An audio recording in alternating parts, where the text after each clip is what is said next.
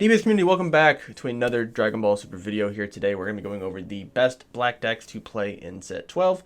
Obviously, these are just my opinion, so some of you may not agree with this, some of you may agree with this. Let me know, guys, down below in the comments, like and subscribe, and we'll start off the video. The first deck is going to be Hatchiac. Hatchiac is a deck that has seen play since its release back in set 8, one of the more powerful control decks, just because it's impossible at one point to just do anything with this leader, because you can only swing with one battle card that's a 7-drop or less, and there wasn't a lot of cards you could really do, so you're going to turn 6 plus every single time. You're always going into the game playing against Hatchiac. But with Hatchiac, when Unison's dropped in set 10, he kind of took a little bit of a toll, and because Unisons were not affected by his auto, so battle cards were Unisons and leaders were not. So your opponent was getting an extra swing on you every turn, and then if that Unison had dual attack, potentially pretty bad. Now, big thing with this leader is that there are multiple different ways of playing Hatchiac.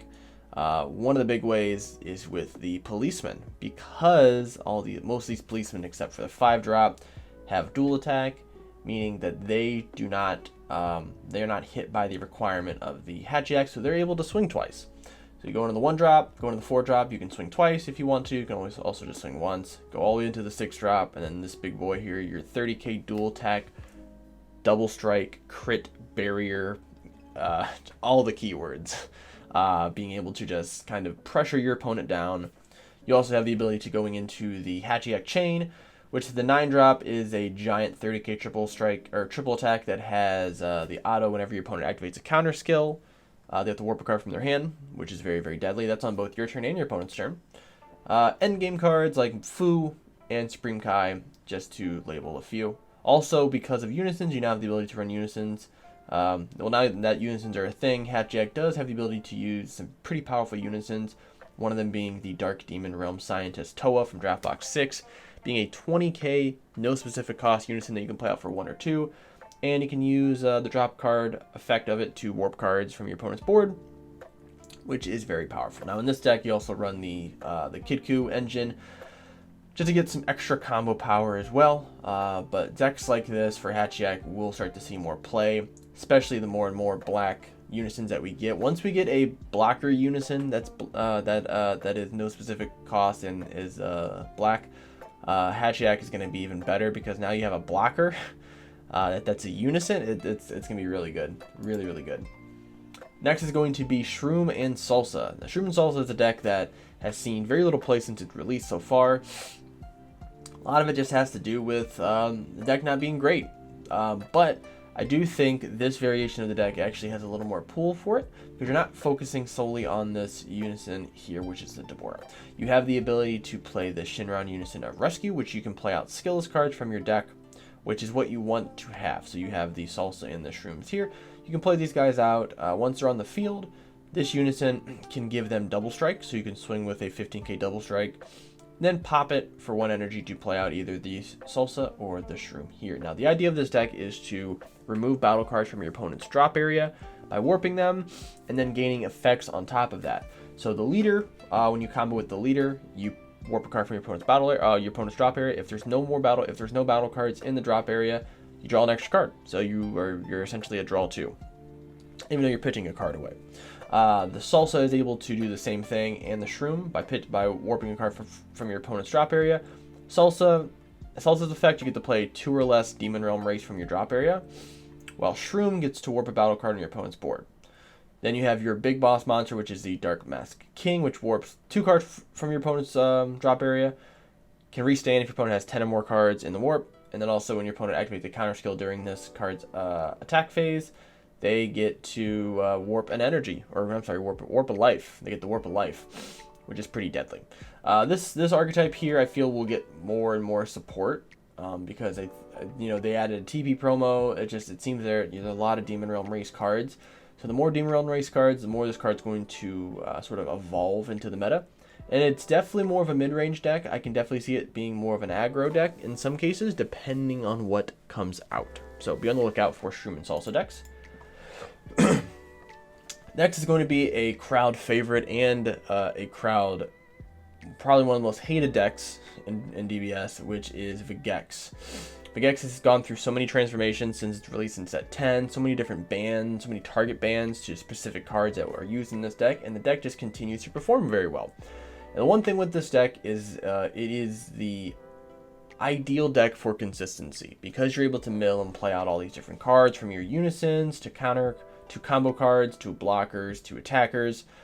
It has a lot of different things in the deck. Also, being able to reshuffle everything back into your deck is extremely important. Now with this deck, big changes you will see: 4 Majin Buu Human Extinction attacks. This also allows you to mill more cards, but also allows you to gain a 15k power boost, which is very, very important. To both both to battle cards and leaders, but not unisons. Remember, these cards do not work on unisons. You also run 4 of the True Fighting Spirit Son Goku, because now you have a card that stops your opponent from countering. So you play multiple of these cards, you have 2 or 3 of these cards on the board, your opponent decides to negate, they have to warp that many cards from their hand, depending on how many of these you have on the board. Now, it is only 1 per turn, but it's still very powerful because you can have multiple of these on board and they all will trigger at the same time. Now, for endgame, you have your secret ID here, which you do and should run 4. Always run 4 of them in this deck, in this type of deck, because consistency is key. Since you're able to, you warp, you burst so many cards. You don't want to burst your 1 or 2 copies of this away, so you need to make sure you have 1 in your hand.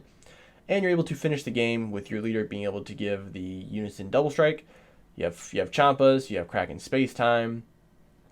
A lot of good things you can do in the deck. This deck is the epitome of consistency and very, very low to the ground strategy, but can put in a lot of work. And last but not least is going to be Gogeta Xeno. This is probably one of the more expensive black decks, rivaling that of Dark Broly. And this deck just does so many different unique things. For one, you're actually bursting cards to the warp, and then you can use your fusion targets from your hand to then put cards back into your drop area from the warp, and then you can activate Overwhelm after that, which is a very powerful effect. You have your Overwhelm card tree, you have the Bardock, which allows you to draw, you have the Draft Box Demigra, and then the 2 very important cards in this deck is going to be the Unison, being the Pycon Unison, and this Supreme Kai TP promo here. This card you can send to the bottom of your deck from your warp to then play out a Unison here, and then this Unison pluses 1 to give give 2 of your 1-drop black battle cards 10k until the end of your opponent's next turn, which is very, very powerful.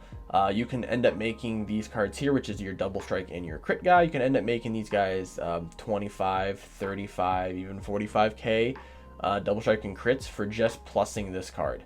Also, this card does have a minus where you can play out one of your Unison, Union Fusion cards, which you have the Barrier guy here that brings out 2 1-drops after for 1 energy. You have your blocker here that can warp a 4 or less, ignoring Barrier, and then you have your dual attack.